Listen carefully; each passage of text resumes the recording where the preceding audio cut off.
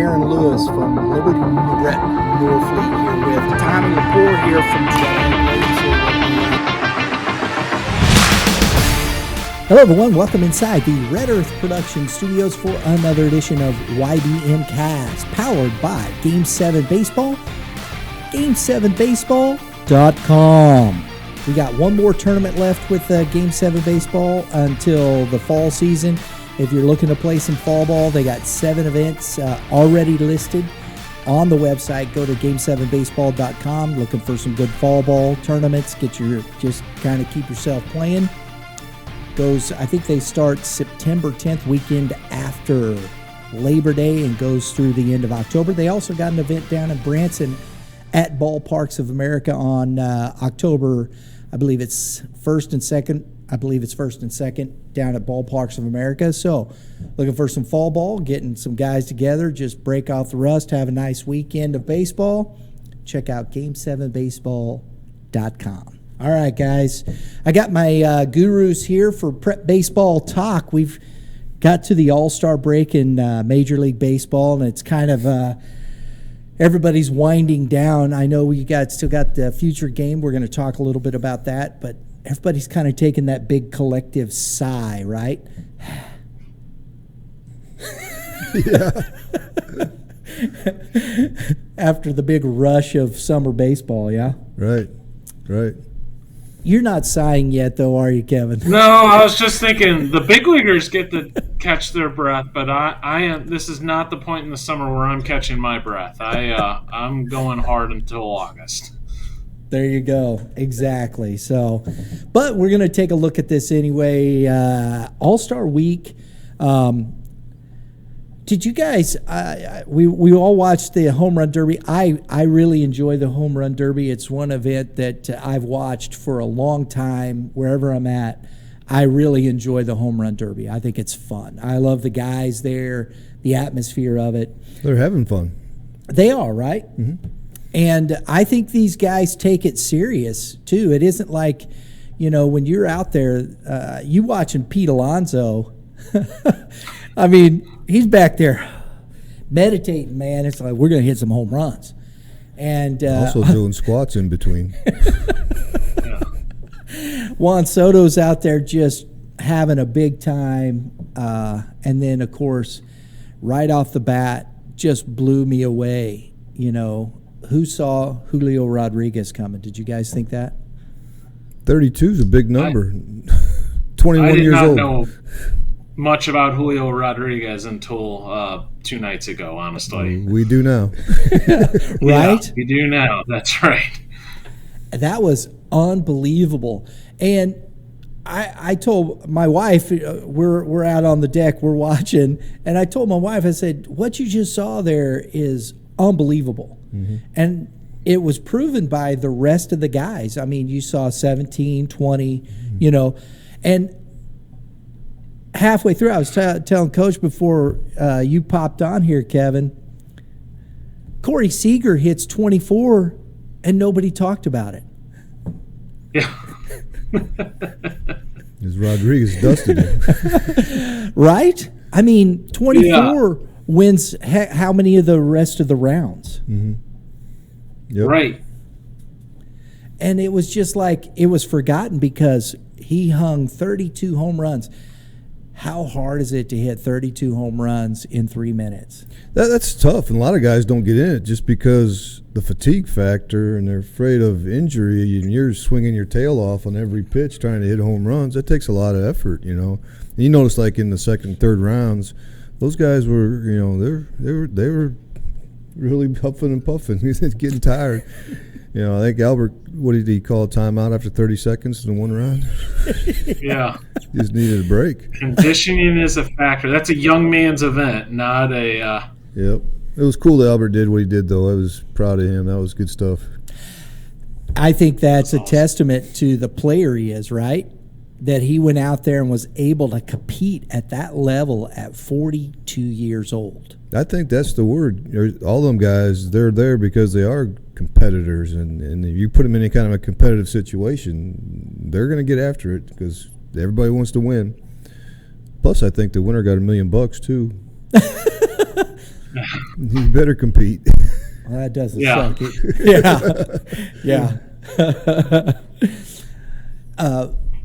To that point, I'm watching Albert, and you could tell his lower half is pretty much gone, right? I mean, he doesn't get the power generated in his lower half that he used to. I mean, here and there he does, but that shows you, in my opinion, how strong the man is still at 42, that he's hitting that many home runs, and you don't see as the lower half that he used to have. Am I wrong in that? What were you guys' thoughts on that? No, I had a couple observations. One, it shows you how talented he is. That him being able to do that at 42 years old isn't remarkable. But I talked about the young man's game. He also didn't get any of those stars for hitting 440 plus feet, and that was nothing for some of those guys to do. It was like an automatic bonus for a lot of those guys, and Albert couldn't do that, which understandably so. I think it kind of hits both sides of it, how good he is, and then kind of goes to show that that is a young man's thing right there. Yeah, I really thought it was cool that the respect that all the players, generated toward Albert Pujols, and that I thought that was really neat. I mean, even the young guys, were really all about Albert Pujols and, kind of saluting him on his last year, and I thought that was really good. I mean, they respect that man, they respect what he's done, and respect what he's doing, and giving him pretty much a send-off for the All-Star game for sure. But I think all those other players, younger guys especially, understood what was going on there. I think that's neat. It's one of the things Major League Baseball gets right. A lot of the other sports kind of struggle through this thing. I think Major League Baseball has nailed their all-star event. The Home Run Derby is clearly like the best professional sport exhibition thing that happens. And, and even there's, it's an all-star game, but there's some integrity to that game. People are trying, and, they do some fun things with the mics and on the pitchers or catchers or outfielders. They give you kind of a different look, but it's still the semblance of a real baseball game as opposed to, the basketball or football situation or hockey, when it's, 21-17 in a hockey game, or no one's tackling in a football game. And basketball, it's, 243 to, 212 or whatever. So you do appreciate what baseball's able to do with their All-Star game, and it was a lot of fun. This is a St. Louis guy and an Albert guy for us to be able to watch Albert and, St. Louis represented themselves well with Ryan Helsley had a fun outing, up to 103, and then obviously Goldie. I have a 6-year-old son, and I let him stay up for the first couple innings, and he basically got to see the good part of the game, and then put him to bed. So that was pretty fun stuff. And the American League still dominates.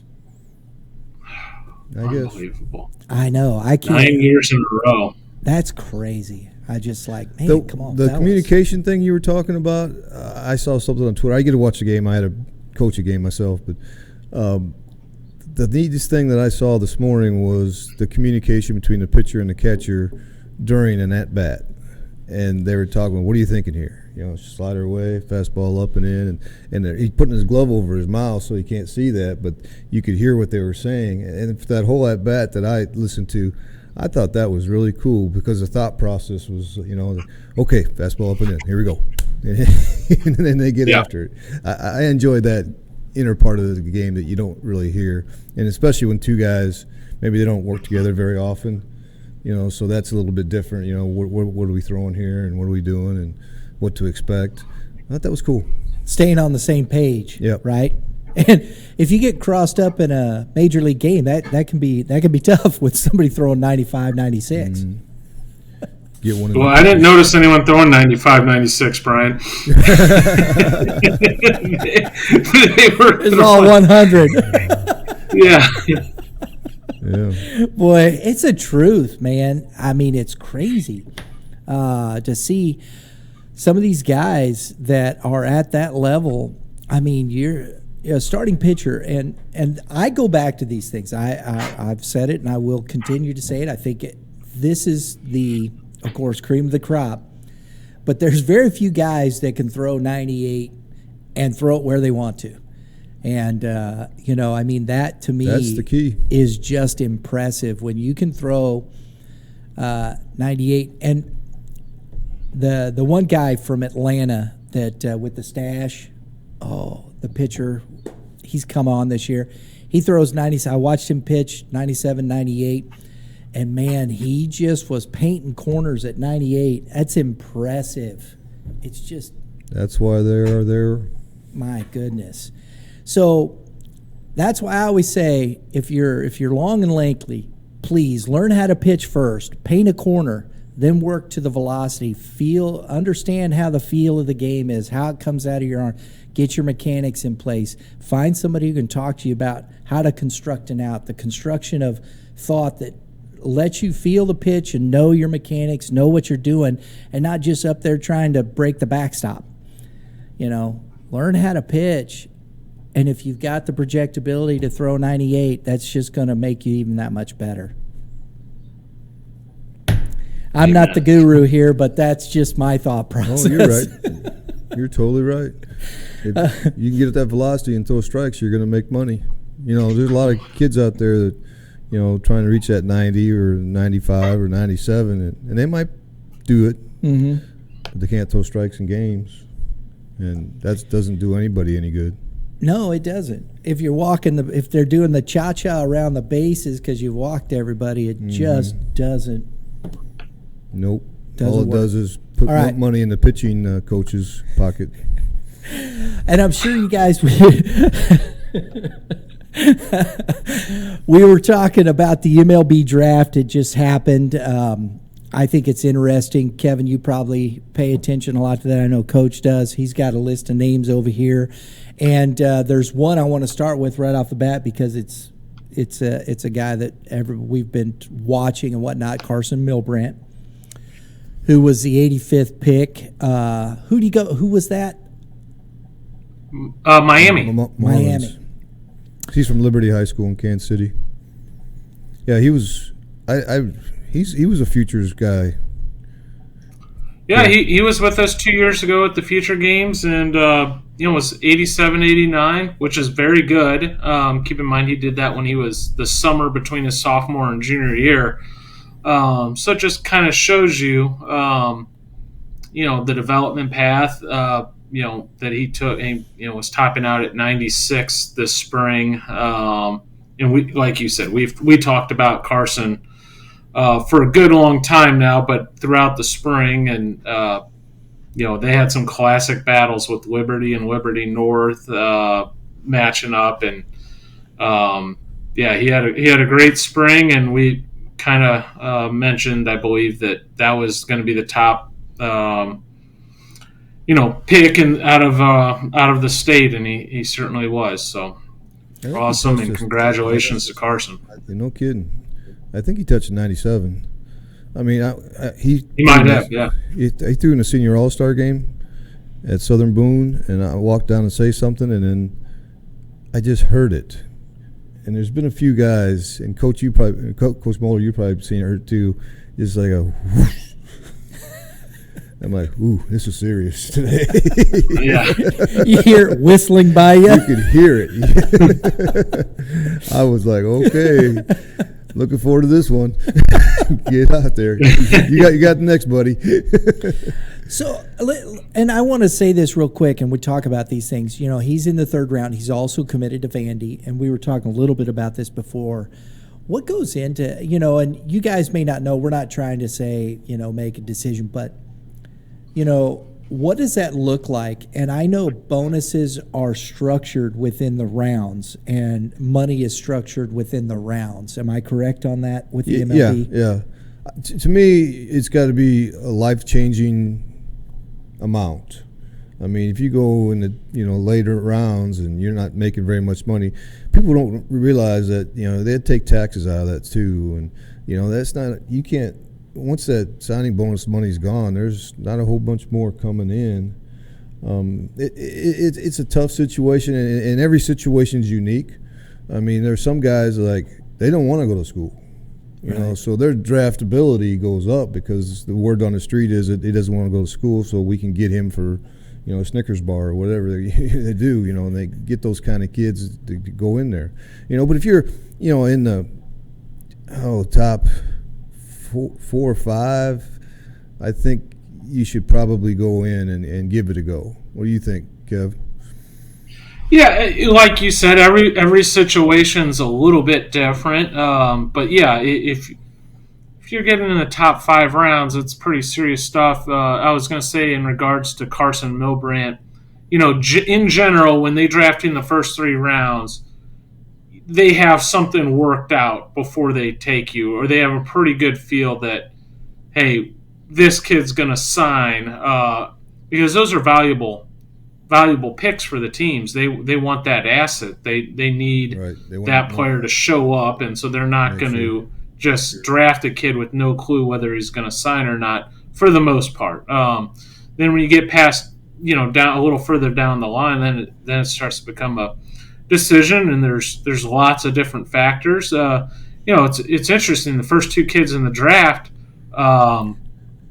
you know, are legacy kids. Jackson Halliday, obviously Matt's son, going 1-1, and then Drew Jones, Andrew Jones's son, going number 2. So kind of cool to see that. And those are kids that certainly don't, not that they're not out to make their own, but those are families where money is no object, obviously. But they're also doing the family business. So, you know, but interesting to see things like that unfold. Yeah, the 3rd pick was Kumar Rocker. Yeah. Playing independent ball. You know, he took it off, and then they picked him up in 3rd pick overall. Really? For those that aren't familiar, he was a first rounder the year before out of Vanderbilt. There was something that came back on his medical after the draft. The Mets decided to offer him greatly reduced rate from the slot value, and he had Mr. Boris as his advisor, and turned out that's why those guys hire Scott Boras, because it ended up working out in Kumar's favor. Now he's the number 3 pick and getting even more money. So for all the things that people say negatively about Scott Boras, he is for the players, and if you are his client, he is going to represent you as good as anyone ever has done it. So chalk another one up for Mr. Boras. Yep. Getting back to Carson Milbrandt, I did have that conversation with him. I said, well, what's your thoughts? Where do you think you're at? And he said, well, I've heard 2 or 3. I go, where are you at in the decision-making process of that? He goes, if I go in the 2nd or 3rd round, he goes, I'll go in. You know, and he was right on, spot on. So he knew. He knew a month ahead of time, you know, where he was going to be, and he'd made up his mind, I think. Now, if he went in the 4th or 5th, he may have went to Vandy. Yeah. And in hopes of doing like what Rocker did and just, you know, improving your draft stock and get drafted a little bit higher, you know, make more money, because that signing bonus thing is a big deal. And then how you spend it is even a bigger deal. So, Coach hit on it, though. Like, you have to – that signing bonus money, that's it until you make the big leagues, more or less. The money you make in the minor leagues, now there was just the deal with Congress, and the minor leaguers filed the lawsuit. But those guys are making, Nothing. You know, they're barely able to survive until you get to about AAA, maybe AA. It is you're getting by, but it is not like those guys are making a ton of money. It's not like you know, those guys are getting rich in the minors. So it's the kids that get drafted later or signed free agent. Those kids, I mean, they work some of my events. I'm sure Coach Perkins has them out of their camps. You know, the guys in the minors typically will come out and, you know, they have summer, you know, off-season jobs. It's not like they're sitting in a mansion, you know, hanging out. There'd be like 5 or 6 guys crammed into a one-room apartment, you know. I mean, just trying to shave off dollars. You know, my son experienced it, and it's rough. I mean, like you talked about, you know, guys that don't have any money at all. That's them. And the other aspect of this too is you got to look at the organization. You know, say somebody's with the Marlins and you're a catcher. All right, so they drafted, you know, Bobby Joe up here, you know, and he's got a lot more signing bonus. So those guys that got paid more money in signing bonus are going to get the time, more time. You know, so you might just end up being a bullpen catcher. You know, so you're a bullpen catcher and you're not getting in the games. You're not improving your stock as far as moving up in the organizations and stuff, because it comes down to the money that they got invested in each guy. You know, like the coaches and everybody that's in the organization says, well, we gave this guy $1 million. He's going to pitch every 5-6 days. Yeah. And that's the way it's got to be. You know, we gave this guy, you know, $2 million. He's going to catch 9 out of 10 games. You know, and that's where it's at, and that's how the business works. To your point, we talked with Justin Dearden, Fort Zumwalt North kid. He's playing with the Corpus Christi Hooks. Yeah, I coached him there. And we were talking about that and talking about the amount. This was about a month and a half ago. If you guys want to check this out, you should. Younger kids, guys that are talking, watch that, because the information is interesting, and it is the dude he's there right now. Mm-hmm. And we talked about that because he signed as an undrafted free agent, right? So, you know, then you got he's playing, he's hitting well, he has good numbers, he's been producing, but yet now their draft comes, he's in the Houston Astros organization, they're winning, they're playing well. How do you move up in that organization? That's what's tough. And then you got that guy ahead of you. Here comes another outfielder, as you said, Coach, who's on that bonus side. Where do you fit into that? How projectable? The guy with the money, what does that look like? And I think those are really interesting questions, because he said, we sit around and play a game. We try to predict who's going where, and he says, we're never right. Never right. You know, and if you're Brian, I would like to point. I would like to point something out. Just looking at the draft, and I've just got the kids that were drafted out of the state of Missouri. Out of all the people drafted out of the state of Missouri, we had one high school player taken this year, which is probably a little less than normal. Like next year, I'm projecting there'll be 3 to 5 high school players potentially drafted in the 2023 class. So I'd kind of talked about that. The 2022 class is a little bit light comparative to the 21 and 23 class. Now you got the high-end guy with Milbrand, but you had one high school player. You had players from junior college, Division I, and Division II. So we had Crowder Community College produced a second-rounder, junior college player with Jacob Mizorowski out of Green Valley, Missouri kid, was the 63rd pick as the top pick out of Missouri. Then you had Milbrand. And we had Missouri State. Drake Baldwin was selected from Missouri State. Then we had a Mizzou player, a SEMO player, Southeast Missouri. We had a player in the 16th round drafted from Central Missouri. Then we had a Kirkwood High kid, Tommy Stevenson out of Missouri Southern, get drafted. So my point on that is it's a good lesson for the high school players that are looking at what their next, I'm not talking about this year's senior class. I'm more talking to the freshmen, sophomore, juniors in high school right now. When you're making these decisions, playing time's a big thing. And there's a lot of different way. If the goal is to get drafted, play pro ball, well, you can pull up the state of Missouri and see that you can go to junior college. You could go to a Division II school. You can certainly go to Mizzou and get drafted. There's a lot of a SEMO, a Missouri State. Those schools also get players drafted. It's not just, hey, we got to go to the biggest school, available that's in the South to have an opportunity to play. Yeah, there's no doubt. I'll throw out some other names I came across. I was just going through it this morning a little bit, but Spencer Miles from Mizzou, he was in the 4th round, pretty good deal there. The guy that ended up doing really well at Ole Miss was Kevin Graham, who's a Westminster kid. So he went in the 14th. Then you had some pitchers from Mizzou, Josh Day, Nathan Landry, and Drew Garrett too as well. So kid I was coaching a little bit this summer, SIUE kid, Brett Johnson. I mean, he went in the 10th round. He had 23 bombs for SIUE, and then he wanted to get some work in, so he played on my collegiate team, and I think he had 5 bombs in 10 days. It was hitting over big dog wall. I mean, it was impressive. But great kid with a lot of tools, could really run, and really enjoyed being around him, and happy that he got popped. Absolutely, and I think that's what we've been talking about now. Actually, for the past year, we've been working towards this. I think it's been, and this has always been the thought process with Youth Baseball Midwest. What I've always wanted to do with this podcast is bring some selective thought process to these players. When you start hearing people say, "Oh man, you're going to go D1, D1, D1," back away, get a relative. Just got to go where you could play.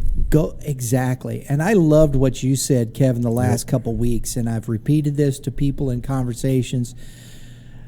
Where do you want to go? If you're going to college, where do you want to go to college that you wouldn't care if you were playing baseball or not? Are you getting your education? I think that's one of the best thought processes there is, would you go to that school if you weren't playing baseball? And I think that is as important to anything. Why are you getting your education? You want to be an engineer, an educator, a lawyer, a doctor, nursing. You going into, the fields that are necessary for those things. If you're looking to just play baseball if you want, there's the JUCO routes. You can think about getting certain, if your goal is just, I want to focus on baseball, there's routes to do that. And still get some education, as you said, with the JUCO routes. You can start getting general education classes, put those things together, right? A lot cheaper. Go A+ and you go for free. Yeah.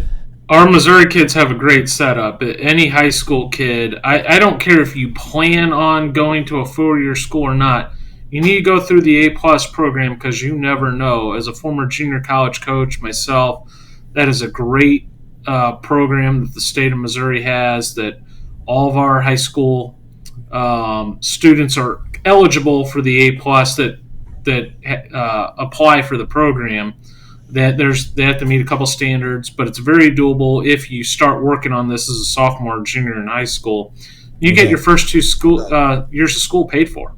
Yeah, I hammer that with my kids. I mean, you just think about your parents and your pocketbook. I mean, if you can get out of college without any debt, you're way ahead of the game, because there's so many students, girls and guys, that they have to take out student loans. And it might take you 10, 15 years just to get those paid off, and where you're trying to have a job and buy a house and raise a family and whatever else, and you're still paying on student loans. So if you can knock off 2 years with the A+ program and not have to pay for anything, and maybe live at home. I mean, if you're close enough, you can just commute. Don't have to get out. I mean, everybody wants to get out on their own, right, and get away from mom and dad. But mom and dad aren't that bad. The smart thing is to stay at home as long as you can and sock money away. And that's a big deal to me. But I was get back to the draft a little bit. It's not over. The free agent stuff's going on now. I was talking to a guy this morning about his son and trying to.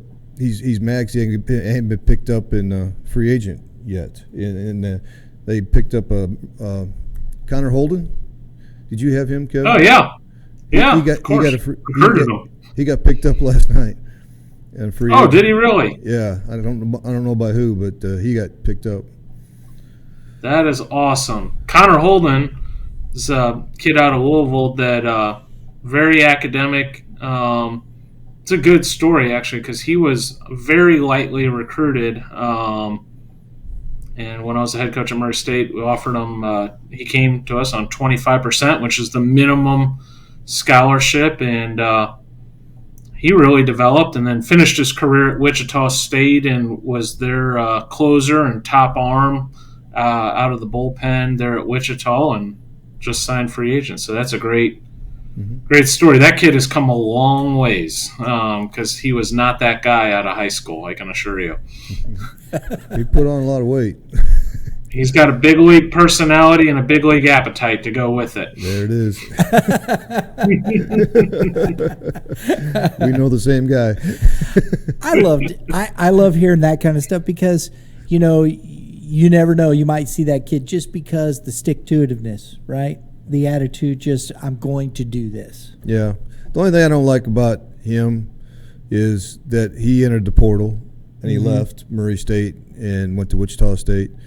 I mean, it worked out for him because he got signed, but I just don't like the attitude of a lot of guys now. Or I'm doing this collegiate league, and I hear the kids talking quite a bit, and they're always like, I was at Lindenwood. I'm in the portal, though. See what happens, And everybody says, I'm in the portal, and everybody wants to go in the portal to find someplace else to go, because of the new rules, you don't have to sit. Well, when you had to sit a year, that takes a little more consideration about leaving and not leaving. There's something to be said about making the right choice first, staying with it, and competing for a job, because wherever you go, everything you do in your life, you're competing for something, and it's just too easy to quit and go someplace else. I agree with you for the most part on that one. There is some situation. The portal is created a mess for certain, and there's going to have to be some reining in on it. But it's both sides. Like in some situations, if a college basically cuts a kid, I do think it's right for a kid to be able to transfer without penalty. In the old, you would have to sit out and not be able, or have to go to Division II. So that's a real tough one to cut through there, because there is some good intentions, but then for all the good intentions there are behind it, then you get the kid that's playing, or maybe a star like a mid-major, and then all of a sudden now can transfer to a bigger school. I don't know if that's right, but baseball's also a partial scholarship sport. So who's to say if I'm not a school, I'm running a school and I have a kid walk on and he becomes a first-team all-conference guy, I don't have to give him a scholarship still. To me, as a walk-on, in the old, he'd have to transfer, sit out a year to be able to play at the other Division I school.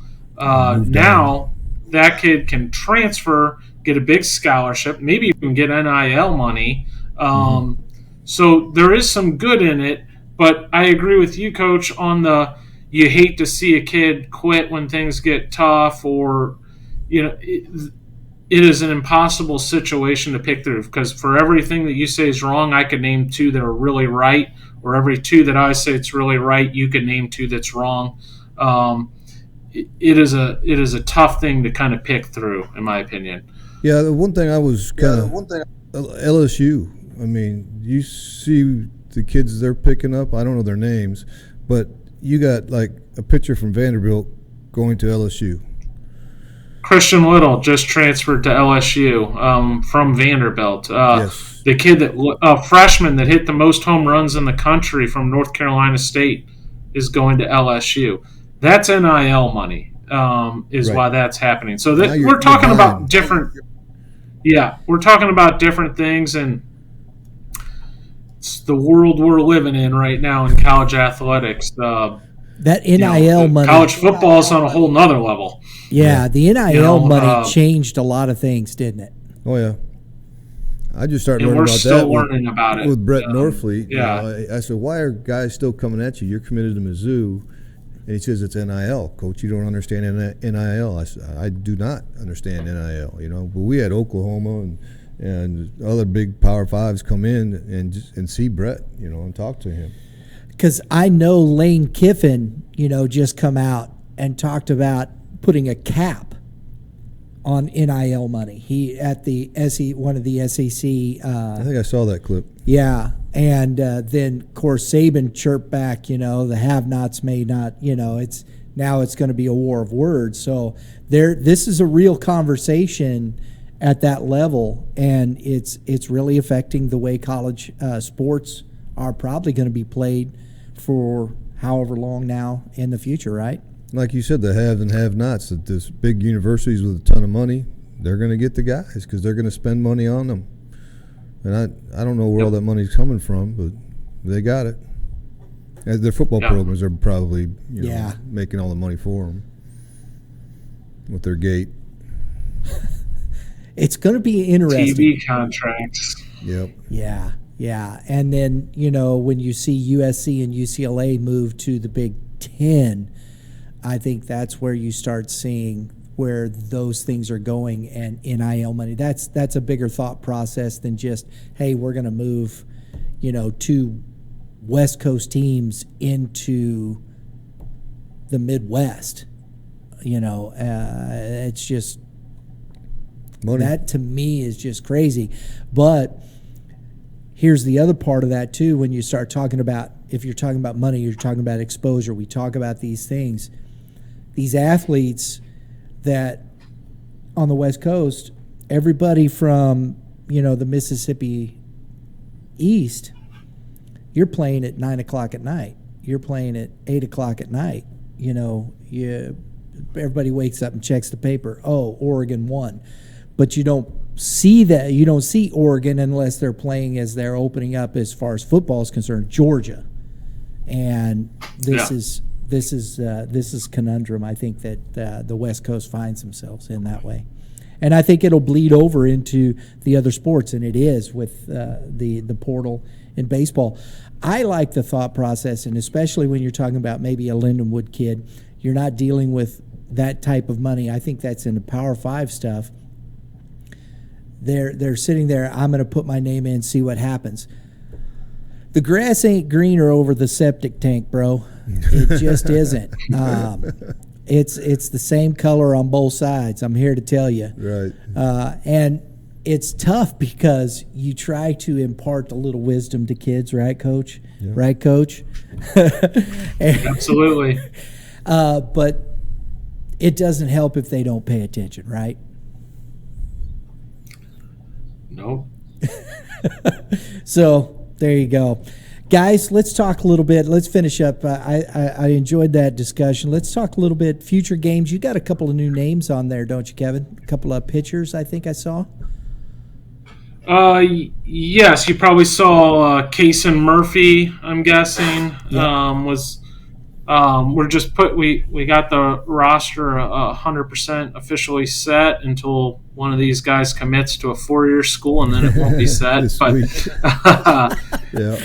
Still got a week, right? It's about the kids, though, so I'll be happy that for anyone that does commit. So they'll just give a new guy an opportunity. I'm assuming you're talking about Kason Murphy was our most recent ad there. Left-hander out of Central High School. He's kind of an off the path guy that's a upper 80s left-hander that this will be a good opportunity for. So I'm excited to for his opportunity down there next week. Is that the last one you added? I thought there was one more that I didn't see, that I didn't recognize. I'm trying to pull. I didn't have it pulled up, and I should have. It's my own fault. There was another named Tim Texera out of Kansas City, 6'3", right-hander. That's also an upper 80s arm. That's going to be an interesting one to see. Saw him the other week in Kansas City when I was out scouting. You're looking at 2 different lists. I have my list. I know when I invite them in real time, and then they go up depending on when they sign up, so the public sees them. So I know when I invite them, but I don't know which order the public gets to see them. They committed because it just kind of yeah, exactly. Yeah, and that I just because I look at it pretty much every day just to kind of see what's going on, what's coming up, especially before we talk about these things. And that popped up. It's like, oh, there you go, 2 more. And they say, yes, we're going to go, right? Mm-hmm. Yes. And that's when it goes out on public. I think it's cool. We had some stuff coming up. I wanted to ask about the roster as far as, now that it's set, Coach, do you start? I know you guys will talk together, as you said, Kevin puts a lot of stuff together, sets things in motion. Over the next week or so before you guys go, how much do you guys communicate and set these things in motion and put all this together? I just do what he tells me to.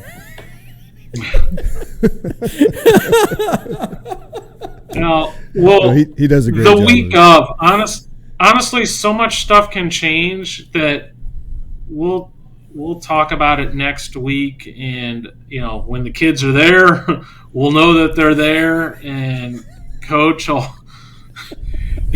I'll say, Coach, here are the players. And then once things start up, he kind of organizes it. And I let him know who's there and who's available to do what. We map out the pitching. So it's kind of like the MLB All-Star Game in some regards. So-and-so is going to pitch. Most of the kids will throw a couple innings down there. John Paul Sauer, he's going to start the game. He's going to throw innings 1 and 2. And then, the next kid's coming in. He's going to throw innings 3 and 4. And so we have a pitching coordinator. Adam Jansen will do all of that for us. And Coach Perkins does the exact same thing with the lineup. And then the real trick is the defensive positions. And that works. Coach will keep him in and out of there. And once we've established the batting order of the first game, it doesn't change. And say number 7 makes the last out of the game, number 8's going to be a leadoff hitter tomorrow. So we just stay in that order, and that way everybody gets as same amount of bats as we can. As close as we can do it. Yep. Yeah. I wouldn't even have thought about that. That's kind of cool. I understand. You're getting everybody the opportunities. Yeah, and you show up the second day, it's like, who made last out? Okay, you're leading off. Yeah. That's cool. I love that stuff.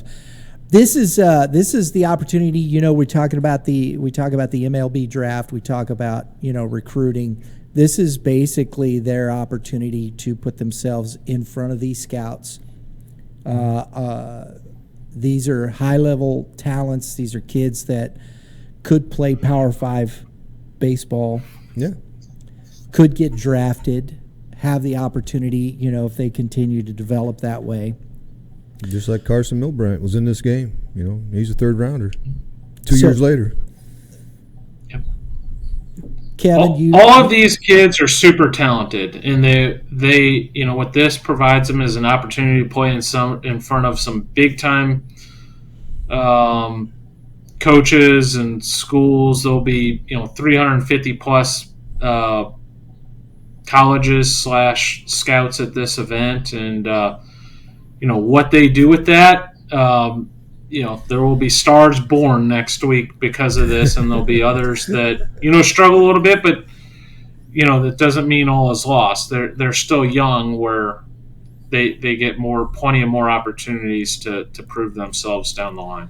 Yeah, it's amazing. I'll come across college guys too, and they'll say, "Yeah, I remember that kid from the Futures game." So, they pay attention. They put it in their banks and put it on their pads or whatever they're doing. So you're on the list. That's a big deal, just making a team. I always think absolutely. I always think the most difficult thing, and talking to both of you guys, you've been around players at high levels for a long time. But what I always think the most difficult thing is when you get into these situations is managing personalities and understanding how to deal with kids. You have kids that are extroverts, you have kids that are introverts, you have kids that really play at a high level of confidence. You have kids that I'm sure will show up there and wonder if they can compete at that level. Yeah. And, I think you're going to see the gambit through all these kids. That becomes, in my estimation, the most difficult part of this. Yes or no? No, it's all right. The first day is kind of quiet. They're just feeling it out, and checking the other guys out. And then they get to know each other. And second day, there's more conversation. Third day, there's even more conversation because they feel comfortable with each other and they have more of those conversations. And that's when I have fun, just listening to them. Kevin, your thoughts on that? Yeah, no, absolutely. And that's why we have a guy like Coach Perkins there in the dugout who's kind of been through all of that. And we've gone over that with his his 4 sons and just the experience coaching, the amount of players he has and guys that have reached the pinnacle, the big leagues, and more, in this situation, more importantly, the big leagues, the 4-year colleges, and because that's where we're at immediately with these kids is they're starting that recruiting process. So, just lending those guys a hand and helping them through that process is what we're there to do. Very good. Yeah, Adam Shipley was on the select team. I was talking to him about the recruiting process, him and his family, and he was talking about, I always tell him to give me a list, of 4 or 5 schools you're considering, which he did. And then I said, well, why don't you slow down right now? I said, let's just see what happens at the futures game, because if something pops there and he does well and he pops an 89, whatever, up there, and he's throwing strikes, he got a good curveball, he might impress somebody. I said, let's just let this play out a little bit, because you've been honored, getting into these futures games. Let's see how you do, kid, and then go from there. Those lists are always interesting. I've dealt with those lists for a good part of my career. I always like to tell guys, there's 3 things involved. One, most importantly, your grades. That's going to tell a big part of the story. There's a huge difference, being able to go to Harvard, having the grades to go to be eligible for Division I, whether that's a Mizzou, a Missouri State, a SEMO. Then there's another academic level slightly below that, Division II, and then JUCO. So there's academic scholarships, which makes certain things more financially affordable, because baseball is a partial scholarship sport. Then inevitably, some kid, when I was coaching a junior college, we had a pretty good team. A lot of guys move on to Division I. A lot of guys thought pretty highly of themselves. Coach, I want to go play at Cal State Fullerton. Great, Jimmy. Let's go pull up Cal State Fullerton's roster and see how many kids they have from outside of the state of California. And then come back tomorrow and tell me how many of those guys there are. Coach, I looked it up. They had 1 kid. He was from Arizona. Okay, do you think they're going to come recruit a kid out of a junior college in the Midwest? Okay, let's go scratch them off the list. So that's something, a good exercise to do. You look at a Mizzou, a Missouri State, a SEMO. Oh, I look at those rosters. They have tons of Missouri kids. There we go. And you can certainly leave the state and play Division I baseball, but there's certain areas that kind of stick. Or if you're going to be one of those players that play outside, like Carson Milbrandt going to Vanderbilt. Well, he was a 3rd-round draft pick. Those are the type of guys that get to go to schools like that. So those are all part of the equation. And then obviously the third piece of it is that school has to want you to go there as well. So there's a lot that goes into those lists that coaches go over with their players. Are they still doing in-state tuition, out-of-state tuition? I'm sorry, where? Anywhere now. I mean, I thought that. Yes, definitely. So yes. When that was really interesting what you said about partial scholarships. That's exactly right. So the academic money will get you in there, but you also got to figure out how much it costs to go to that school. If it costs $18,000 or it costs $30,000. I mean, that's right. A big deal. And if you're in state, it's a lot cheaper. That's why I think Missouri State, they can go get those kids, and give them a little bit more, because they're not going to be paying as much more because of the tuition of that particular school. If you go to a SLU or he was at coach was at SLU. When I worked at St. Louis U, obviously St. Louis University is a super expensive school, but when we'd find that player with a 3.5 GPA and a 27 ACT, well, now all of a sudden we got a $20,000 academic scholarship that we can give them mixed in with 40% baseball money. Well, all of a sudden now we've paid for his whole tuition, and that kid is getting a $40,000 education for free. Well, now we've got the parents' attention, and we should have the kids' attention as well. Whereas if he is maybe able to sneak into SLU, but doesn't have the academics scholarship, mom and dad are having to make a super tough decision. We're talking about loans and what. Then we probably have to cross the SLU off the list because it's not affordable. So that's where we go back to the grade conversation. The better your grades, the more options you're going to have. And if you want to, it doesn't mean you have to go to those places if you have a good academic scholarship. It just means you got more opportunities, more options, and that is always a good thing in life. Yeah, even at Missouri State, I had a son or two that were recruited by them. One thing that they just put out there, okay, if you got 24, you get X amount of dollars for academic ACT, and if you get 25, it's another 1,000. You get 26, it's another 1,000. So every point above 24 equated to $1,000 for tuition. So that's what their guideline was at that point in time. And that was 6-7 years ago. So academics, man, yeah, Justin gotta have it. Justin got more money from his academics than he did from baseball. I mean, that's just because he had a 28, and he was a 4.0 student. There you go. That's it. And they look at those things and they go, yeah, that's easy. And then whatever else baseball money they have in their place, because as you guys say, it's 25% to 30 to 40 to whatever the case may be. Then all of a sudden you're looking at a reality that says, hey, that's much easier to deal with. Mm-hmm. And I just hope that more people, I don't know how many people really still understand that thought process in baseball recruiting. Only if they have multiple kids. I'm going to throw this out there for parents because I know they like to talk amongst each other. Those kids aren't going on full rides for baseball.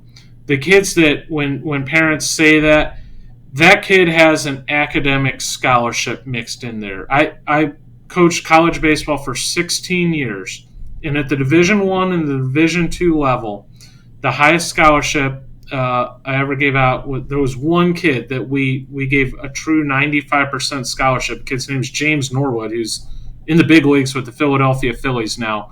But 90% of the kids are on a scholarship of 25 to on the very high end, like 60, 65%. And then they might get, financial aid, a Pell Grant, or academic money to mix in. But for anyone to say that they're on 100% scholarship is most likely, at best, a twisting of the truth. Thank you, Kevin. I think that's. I don't think that people realize that. As even today, you hear the conversations, and you've heard them, Coach, and as Kevin is alluding to. My kids do. I tell them. I say, yeah. You get 50%. Now, at the junior college level, that's different. Those kids do sometimes go for free because that scholarship system is different. Like when I was at Jeffco, we did have full rides, and that's what is the big check mark in the JUCO area. Is especially if you're A+, you can literally go for free, including your housing in certain situations. There you go. Guys, good conversation. Covered a lot. Yes, we did. Went from the home run derby to drafting to recruiting. Recruiting's always good. I think you guys hit like 24, 25 bombs throughout this, I hope. It was a tie. I want to get it. Yeah. We're not competing. No. Hey, guys, thanks. Always good. Folks, comment below. If you like what we're doing, please subscribe. We appreciate it. These gentlemen here put out some great information. Love talking baseball with them very much. And we're going to have some more stuff. We've got a lot of things coming up here through the fall. We're going to be out at the GAC freshman camp next week with Coach Perkins. Bring some video, have some fun, see if we can talk to some kids out there. We got the GAC game of the week coming next year again. We'll work with Kevin. I love going to we got some winter stuff coming up going out to the PBR events. Those are always fun. I enjoyed that this year. That was a lot of fun talking to the kids because I think the more comfortable they get with those types of things, as you guys have said, and it's always fun when you go out to events and you start. My line is, "Hey, you want to be famous?" And every kid goes, yeah. Then you turn the camera on and they go, Not PJ Rogan. You get kids like that, you'd be entertained. No, I've talked with PJ before. He will. There are some kids that are really great, and it was really fun talking to the kids at the February event when we were over at the Sports Barn, and we got a chance to sit down and talk to these kids about the event, what it meant to them, what they were doing there, the technology and those things. That was a lot of fun because it really gave you an opportunity to see how many of the kids really understood the process. And I think that's important. Yep. Absolutely. So, guys, thanks very much. Hey, listen, everybody, have a great day in the Lord.